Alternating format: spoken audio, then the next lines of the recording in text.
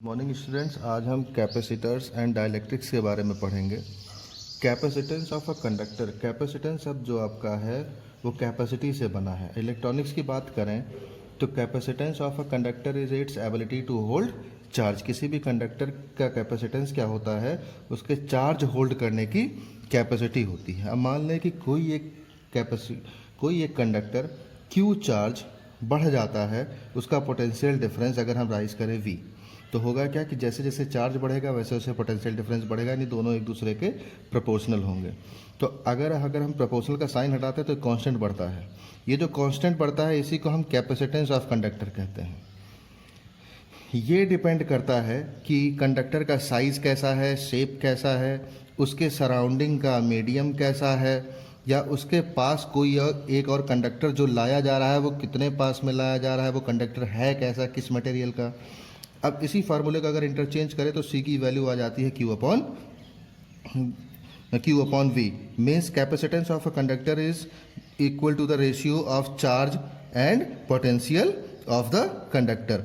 तो Q आपका क्या होता है, कूलम में काउंट करते हैं, और V किस में काउंट करते हैं, वोल्ट में काउंट करते हैं, तो कूलम पर वोल्ट आ जाता है।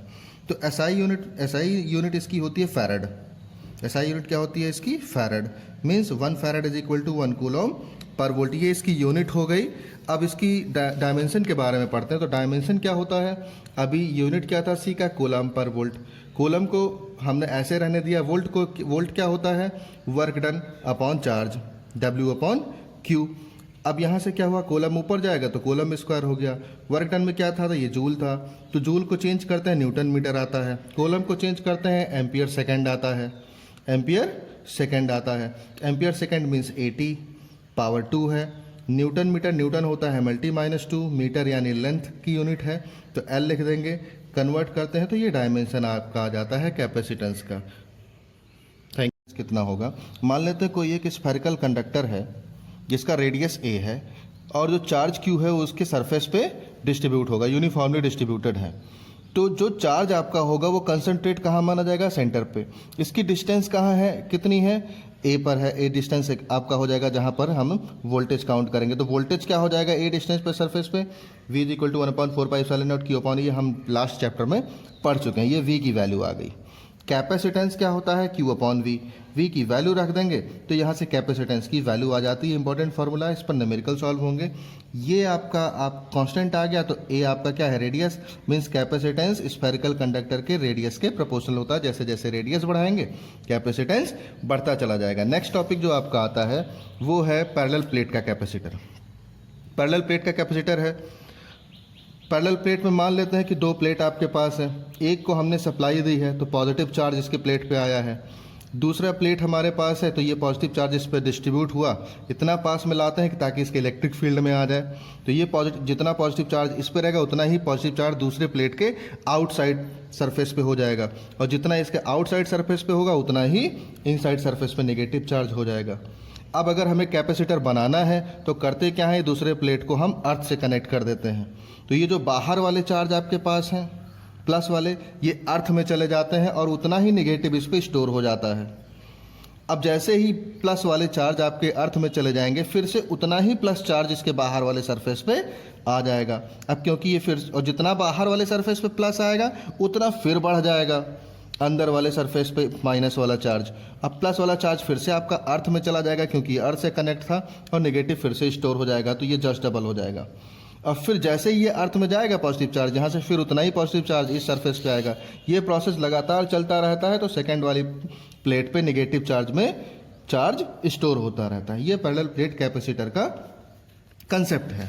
अब हम इसमें एक डेरिवेशन करते हैं कैपेसिटर निकालने के लिए। 2 प्लेट हमारे पास है, पॉजिटिव चार्ज है, बाहर वाले सरफेस को हमने अर्थ से कनेक्ट किया तो यहाँ पॉजिटिव चार्ज जितना आया उतना अंदर नेगेटिव चार्ज आया। पॉजिटिव चार्ज अर्थ में चला गया, नेगेटिव स्टोर हो गया। तो अब है क्या, दोनों पर आप देख रहे हैं अपोजिट चार्ज है। पॉजिटिव चार्ज इधर रिपल करेगा, नेगेटिव चार्ज यहाँ, क्योंकि इधर पॉजिटिव चार्ज था, नेगेटिव इधर है, तो ये इधर दोनों नेगेटिव चार्ज इधर की तरफ अट्रैक्ट करेगा। दोनों एक ही डायरेक्शन में हो गए। अब दोनों एक ही डायरेक्शन में हो गए तो अगर हम मिड पॉइंट पर या इनके बीच में अगर हम इलेक्ट्रिक फील्ड निकालने जाए तो इलेक्ट्रिक फील्ड क्या होगा, इस प्लेट की वजह से सिग्मा अपॉन 2 एप्सिलॉन नॉट, इस प्लेट की वजह से कितना आएगा सिग्मा अपॉन 2 एप्सिलॉन नॉट, और इस प्लेट की वजह से भी कितना आएगा सिग्मा अपॉन 2 एप्सिलॉन नॉट। दोनों को ऐड करते हैं तो 2 सिग्मा अपॉन 2 एप्सिलॉन नॉट, तो 2 cancel, sigma upon epsilon naught आता है। यहाँ मैंने लिखा है E is equal to sigma upon epsilon naught. अगर बीच के मीडियम का डाइलेक्ट्रिक कांस्टेंट K है तो K भी बढ़ा दिया जाएगा। ये इलेक्ट्रिक फील्ड की वैल्यू आ गई इनके बीच में। अब सिग्मा क्या होता है, सरफेस चार्ज डेंसिटी, ये हम पढ़ चुके हैं, जिसकी वैल्यू होती है Q अपॉन A। तो सिग्मा की वैल्यू मैंने रख दी है Q अपॉन A। तो ये फार्मूला आपके पास आ गया है। अब क्योंकि E इज इक्वल टू, अगर वोल्टेज V है, दोनों प्लेट के बीच का वोल्टेज पोटेंशियल डिफरेंस कितना है V, डिस्टेंस कितनी है D, तो E किसके बराबर होगा V अपॉन D के। तो D इधर जाएगा तो वोल्टेज आ जाएगा E इंटू D। अब E की वैल्यू जो हमने इक्वेशन 1 में यहाँ निकाली थी, E की वैल्यू ये पुट कर देंगे यहाँ पर वैल्यू हमने पुट करी तो V की वैल्यू आ गई। चूंकि कैपेसिटेंस क्या होता है Q अपॉन V की वैल्यू निकाल चुके हैं, यहाँ पुट कर देंगे, Q और Q कैंसिल आउट, ये आपका आ जाएगा कैपेसिटेंस पैरेलल प्लेट कैपेसिटर का। वैक्यूम के लिए K इज इक्वल टू 1, तो वैल्यू ये आ जाएगी। Thank you. इंपॉर्टेंट डेरिवेशन है, ये हर दूसरे साल आपके एग्जाम में आता है। Capacitance of a parallel plate capacitor with dielectric slab between plates, यानी पैरेलल प्लेट का कैपेसिटर अगर बीच में कोई डाइलेक्ट्रिक स्लैब लगा हो।